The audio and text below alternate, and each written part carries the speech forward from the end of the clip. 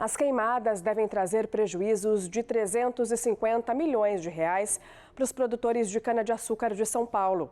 O estado é responsável por mais da metade da produção nacional de cana. Os dados foram divulgados pela Orplana, a Organização de Associações de Produtores de Cana do Brasil. Nos últimos dias, foram queimados pelo menos 59 mil hectares de áreas de cultivo. E pode haver impacto direto nos preços do etanol e do açúcar. Em Sertãozinho, o fogo destruiu muitas plantações. A Cana Oeste, a Associação dos Plantadores de Cana do Oeste do Estado, divulgou uma nota de repúdio, afirmando o compromisso com a preservação do meio ambiente e com a extinção da queimada como método de colheita da cana. Quem tem todas as informações agora ao vivo pra gente é o Edson Ferreira. Boa noite, Edson. Oi, Olivia. Boa noite para você também, para todo mundo que está acompanhando a gente. Para falar sobre esse assunto, eu vou conversar agora com o Almir Torcato, ele que é diretor executivo da Cana Oeste. Muito obrigado pela sua participação. Eu começo te perguntando, se você já tiver alguma experiência desse porte em algum momento. Oi, Edson. Boa noite para todo mundo que nos ouve, nos assiste. Nesse sentido, como nós tivemos esse ano, realmente foi algo que nós nunca passamos, né? Nós tivemos, normalmente essa época de agosto, a gente tem um clima de estiagem bastante significativo, temos aí uma temperatura acima de 30 graus, vento acima de 30 km por hora, umidade abaixo de 30, que é o famoso triplo 30 que a gente fala, mas a gente sempre tem alguns focos pontuais, como este ano em específico, realmente nós nunca tivemos algo parecido, foi algo bastante estarrecedor. Entendo. É possível mensurar os prejuízos dos produtores? Os prejuízos eles são diversos. A gente está falando de áreas de cultivo que passaram por trato de cana-soca, onde a cana já estava colhida.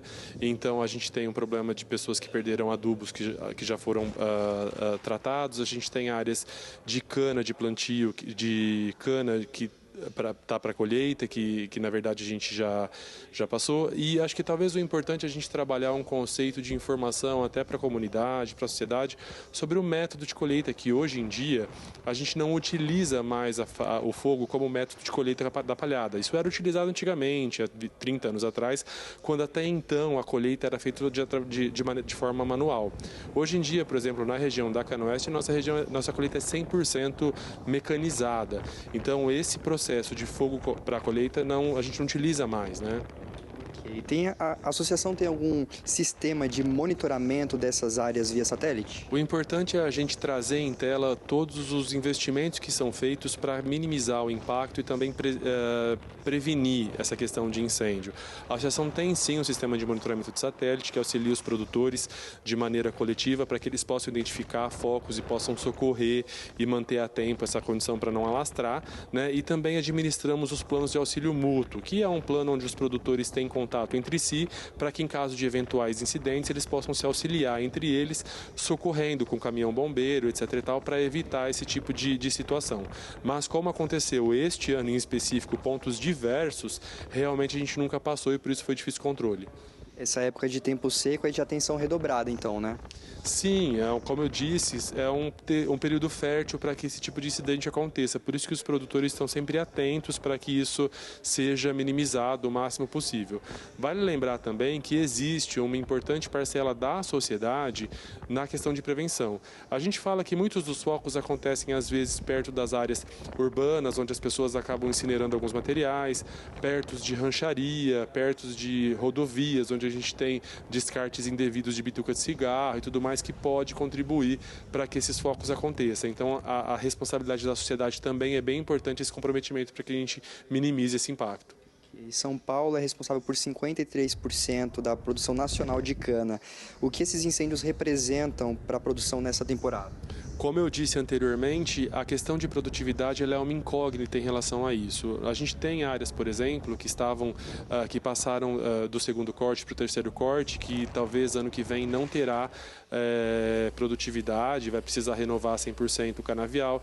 Nós tivemos áreas que foram impactadas parcialmente, que perderá parcialmente a produtividade. Então a gente vê para essa safra o impacto na produtividade e para a safra 25-26, que começa ano que vem, também já começa deficitária, porque as áreas que passariam para o reforma este ano, ela só vai produzir daqui 18 meses. Então este impacto impacta para esta safra 24-25 e para a próxima safra 25/26. Retomando um pouquinho, o que acontece com a plantação quando ela é atingida por um incêndio? A gente precisa tentar trazer o aspecto global do que é o incêndio. Primeiro, a gente está falando de material biológico que está altamente comburente. Nós não utilizamos isso como método porque, em tese, esse produto ele deve ser queimado na caldeira para a produção de energia, então é prejuízo imediato. Quando a gente fala de uma lavoura que passou por incêndio, a cana queimada ela tem um tempo de deterioração muito rápido. Se você não colher imediatamente, você perde aquilo que você passou por incêndio. Então, assim, muitas vezes a frente de colheita nem está naquele espaço, naquele momento. Então, mais um problema logístico que envolve o problema de incêndio.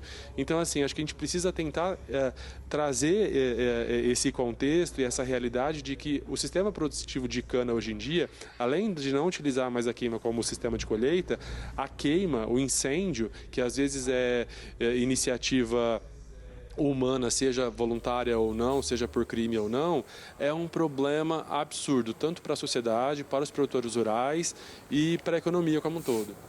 Muito obrigado pela sua participação. Olívia, eu volto com você aí no estúdio do SP Record.